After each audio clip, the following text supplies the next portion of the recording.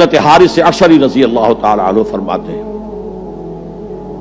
یہ مسند احمد ابن حنبل میں بھی ہے، ترمذی میں بھی ہے، قال قال رسول اللہ صلی اللہ علیہ وسلم انی آمرکم بخمس اللہ امرنی بہن۔ یہ ایک روایت میں اضافی الفاظ ہیں، اللہ امرنی بہن، دوسری میں نہیں ہے۔ انی آمرکم بخمس کے بعد شروع ہو جاتی ہے بالجماعت والسمع والطاعت والہجرت والجہاد فی سبیل اللہ۔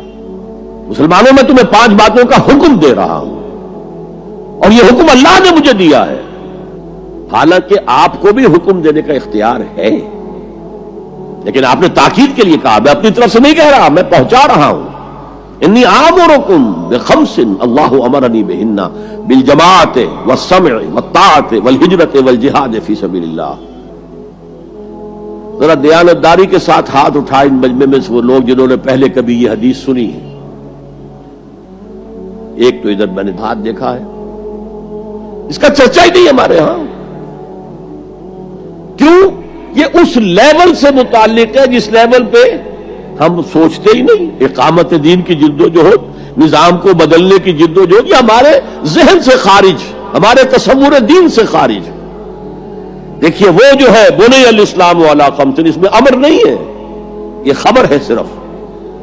اسلام کی بنیاد 5 چیزوں پر قائم ہے، شہادت اللہ الہ الا اللہ وان محمد رسول اللہ، واقام الصلاۃ وایتاء الزکوٰۃ وصوم رمضان وحج البیت من استطاع الیہ سبیلا۔ یہ حدیث کس کو نہیں معلوم؟ وطن یاد نہ ہو یہ بات دوسری ہے، کس کو نہیں معلوم 5 ارکان اسلام حضور نے بتائے ہیں؟ حالانکہ وہاں یہ ہے میں تمہیں حکم دے رہا ہوں، اور چرچا ہی نہیں ہے ہمارے یہاں۔ جس گاؤں جانا نہیں اس کا راستہ کیا پوچھنا، جو کام ہم نے کرنا ہی نہیں، اس کے جو لوازم ہیں ان کے تذکرے کی کیا ضرورت ہے؟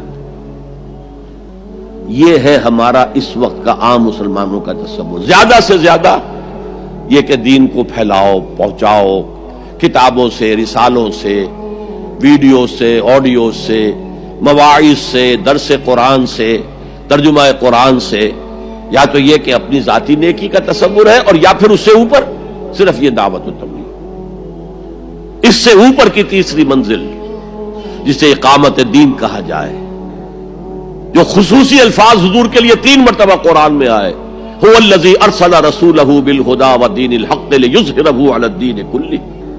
کسی اور نبی کے لیے 1 دفعہ بھی نہیں آئے، حضور کے لیے 3 دفعہ آئے، سورہ توبہ، سورہ فتح، سورہ صف۔ یہ چونکہ چیز ہمارے ذہنوں سے نکل گئی ہے، لہذا اس کے جو متعلقات ہیں اس کی طرف بھی توجہ نہیں ہے۔ سیدھی سی بات ہے، منطقی بات ہے، جس گاؤں جانا نہیں اس کا راستہ کا کو پوچھنا۔ یہ 5 چیزیں ہیں لازم۔ جماعت کی شکل میں رہو، یہ بھی فرمایا علیکم بالجماع، یہ حضور کی حدیث ہے، علیکم بالجماع، لازم جماعت کی شکل میں رہو۔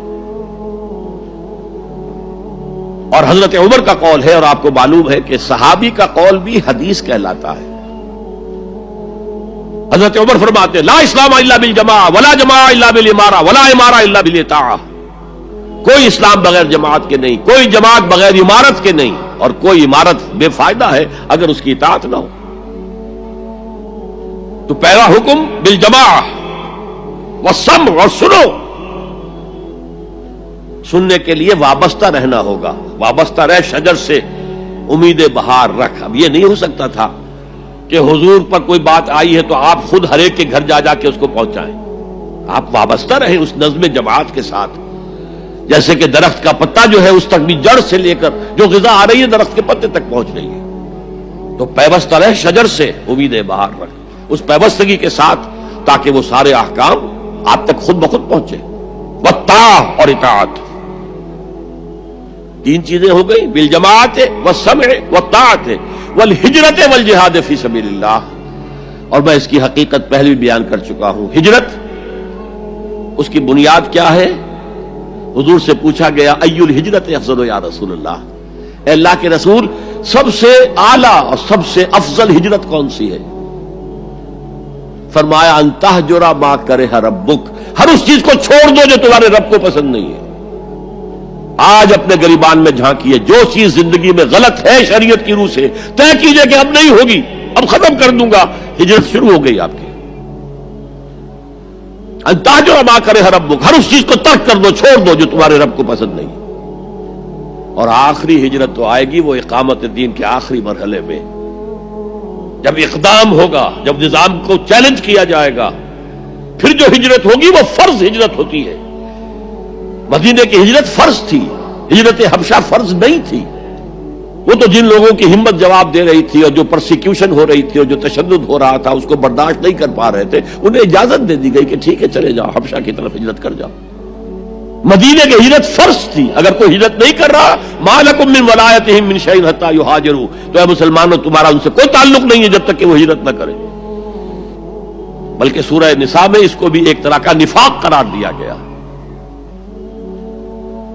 تو وہ ہجرت بڑی ہجرت ہے، گھر بار چھوڑ کر، اور مکے والے جو گئے تھے چھوڑ کر، وہ قریش کے بھیڑیوں کے رحم و کرم پر چھوڑ کر گئے تھے اپنے گھر والوں کو، اور ان کا سارا گھر کا سامان لوٹا گیا تھا، اور اس سارے سامان سے وہ کیپٹل فراہم کیا گیا تھا جس کو لے کر ابو سفیان کا قافلہ گیا تھا شام کی طرف، جس کا حضور نے پیچھا کیا تھا لیکن وہ نکل گیا تھا۔ جب وہ واپس آ رہا تھا تب حضور نے پھر اس کو کنفرنٹ کرنے کے لیے مدینے سے باہر نکل کر پروگرام بنایا، لیکن وہ اللہ کو کچھ اور منظور تھا، ادھر سے لشکر آ گیا اور جنگ ہو گئی، جنگ بدر ہو گئی۔ تو ہجرت کیا ہے؟ شروع سے ہجرت کیا ہے؟ ان تہجر ما کرہ ربک، اور سب سے اوپر کیا ہے؟ گھر بار، اپنے آباء و اجداد کی وطن جہاں آپ کے آباء و اجداد دفن ہے، چھوڑو، جاؤ، اور جاؤ وہاں جہاں پوری طاقت مرکوز ہو جائے تاکہ آپ نظام باطل کو چیلنج کرنے کے لیے ساری طاقت ایک جگہ جمع کر سکیں۔ اور جہاد پوچھا گیا ای الجہاد افضل یا رسول اللہ، سب سے افضل جہاد کون سا ہے اللہ کے رسول؟ فرمایا ان تجاہد نفسک فی طاعت اللہ، کہ اپنے نفس کے خلاف جہاد کرو، اسے اللہ کا مطیع بناؤ۔ وہ سرکش ہے، وما ابرئ نفسی ان النفس لامارۃ بالسوء، یہ نفس جو ہے امارۃ بالسوء، برائی کا حکم دینے والا ہے، اس کے خلاف کشاکش کرو اور اس کو دباؤ، اسے اللہ کے سامنے جھکاؤ، یہ جہاد افضل ہے۔ اور بلند ترین جہاد قتال فی سبیل اللہ، ان اللہ یحب الذین یقاتلون فی سبیلہ صفا کانہم بنیان مرصوص۔ یہ ہے وہ حدیث